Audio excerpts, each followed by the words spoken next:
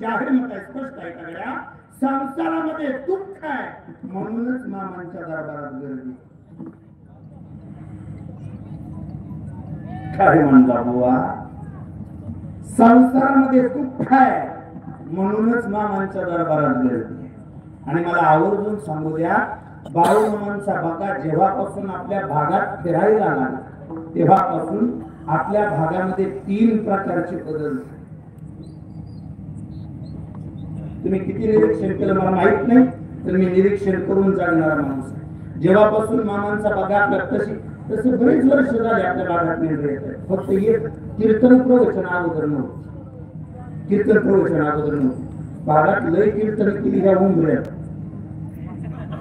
नाही. अहो जाहीर सांगतो, मी कीर्तनात बोलणार माणूस आहे, दाडा दाडा बोलणार माणूस. लॉकडाऊनच्या काळात आमच्यासारख्या पाप्यांचं घर प्रपंच चाललाय मामांच्या काळात. अजून काय बोलू ह्याच्यापेक्षा काय सांगू?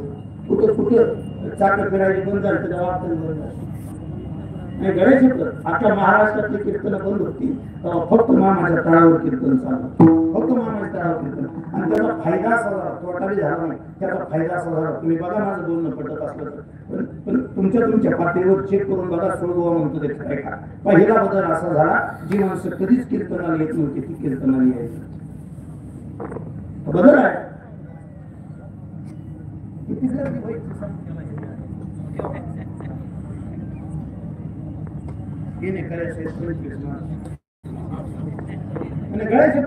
नाव नाही ठेवलं, पण तुम्ही बघा ना, बदल असा झाला, जी माणसं कधीच कीर्तनाला येत ती माणसं कीर्तनाला आली. पहिला बदल आहे. दुसरा बदल, मामांची बकरी फिरताय तेव्हापासून बरेच मांसाहारी माणसं शाकाहारी. तुम्ही किती निरीक्षण केलं मला माहित नाही. बरीच मांसाहारी माणसं शाकाहारी झाली, माणसं सद्वर्तनी झाली, माणसं चांगल्या मार्गाने जगायला लागली. मामांचा भंडारा लावलेला माणूस सत्य मार्गाने जगायला लागला. जसं जुन्या काळात माणसं म्हणायला का शिव्या देते माळा ऐकते काय, आता तसं माणसं म्हणायला का कपाळात भंडारा लावलाय म्हणजे गैरसमज. हा बदल झाला आणि हे चांगलं आहे. शंकरबुवा तुम्ही कुठल्या बाजूने बघताय मला माहित नाही, मी चांगलं कीर्तनारा माणूस आहे. पहिला बदल झाला, कीर्तनाला न येणारी माणसं कीर्तनात येऊन बसायला लागली. दुसरा बदल असा झाला, बरीच माणसं शाकाहारी झाली. तिसरा बदल सांगू करावं नाही. तिसरा बदल असा झाला, जो थोडासा विशाल बोलतो, जो समाज हेंद्री सेंद्री दैवताच्या नादी लागला होता, ते हेंद्री सेंद्री दैवतातून समाजाची मुक्तता झाली आणि बाळूमामाच्या नादाने समाज चांगल्या मार्गाला येऊन बाळूमामाच्या नादाने समाज चांगल्या मार्गाला वागायला.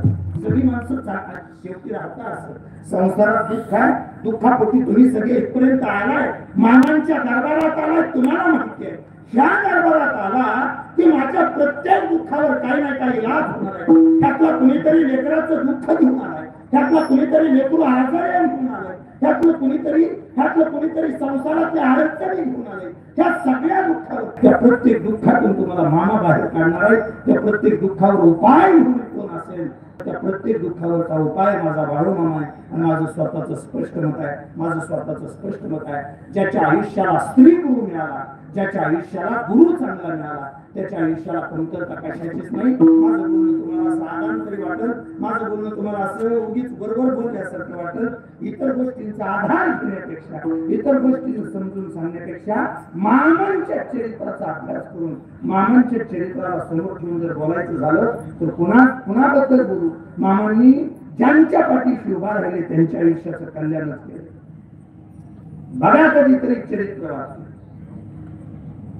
कधीतरी मामांच्या चरित्राचा विचार केला.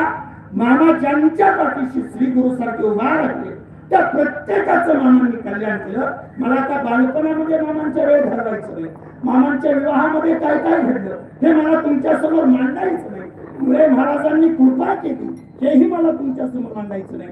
2 साधूंना अवघड विहिरीचं पाणी पाजलं नाही तुमच्या समोर मांडायचं. त्या जैन धर्मातल्या विचाराला तिच्याच घरी नोकरीला राहून तिच्याच देवांचं दर्शन कितीमध्ये घडवलं हे मला तुमच्या समोर मांडायचं नाही. मामांनी आयुष्यामध्ये लेकरांचं कल्याण काय केलं, मामांनी लेकरांना